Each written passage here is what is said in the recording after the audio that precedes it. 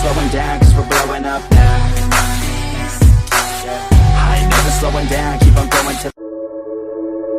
We've been on this journey with Clementine since 2012. We had no idea that Clem was going to mean so much to players. When we first started working on Walking Dead, we knew it was a redemption story about the man named Lee. And Clementine was the lens that we see all of our actions. For this to really work, I think we needed a Clementine who was smart. We needed a character who was self-reliant. We needed a character who was there to help you and not be a hindrance. It was kind of a risk putting a kid as a main character in a game. The fact that she was such a likable character, her heartbreaking relationship with Lee was amazing.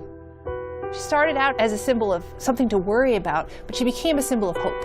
She became something that represented what we all live for. I always look at Clementine Season 2 as being defined by survivor's guilt. Stuff has happened, time has gone by, and she's not as trusting immediately of people she meets, and they're not trusting of her. The whole season of Season 2 was about kind of weighing the options of how do you define your own family. One of the more defining characters that she meets in Season 2 is Carver. In Episode 3, you know, he's basically like, you're not like the rest of them. You're meant to lead, you're not meant to follow. You can make the hard decisions. It is not difficult at all when things like the finale of Season 2 happen, where you have to make this horrible decision to feel that. I really legitimately felt so horribly sad in that session. What a horrible, tragic ending. I was actually surprised at how many people in the end ended up going off on their own. The Clementine you meet at the beginning of Season 3 is definitely shaped by the events of 2. She's had a really rough go of it. Those that do survive generally tend to be those that have withdrawn into themselves and found internal strengths to kind of deal with the horrors. It all seemed to fit very well with where she's at in Season 3. There are times when I'm doing Clementine's voice in Season 3 where she is a bit lower than my voice. This area I have to speak in my throat, I can't really explain it. Season 2 was all about her trying to make a go of it in new families and new communities, and how that really did not go well. Over the course of Season 3, she meets a family with which, by the end, it did work. And so she's, I think, rejuvenated. In The New Frontier, Clem got to see something that she hadn't been exposed to in a long time.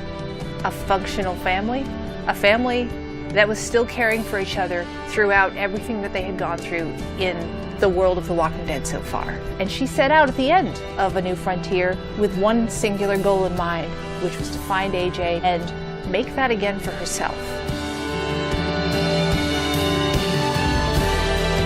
Now, what she's going to do when she finds him, that is the story of Season 4. That is the story of future Clem.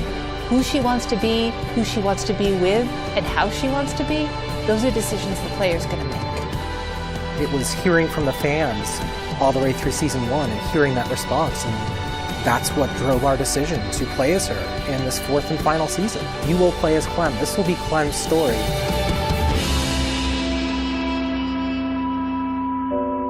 It's going to be an amazing experience.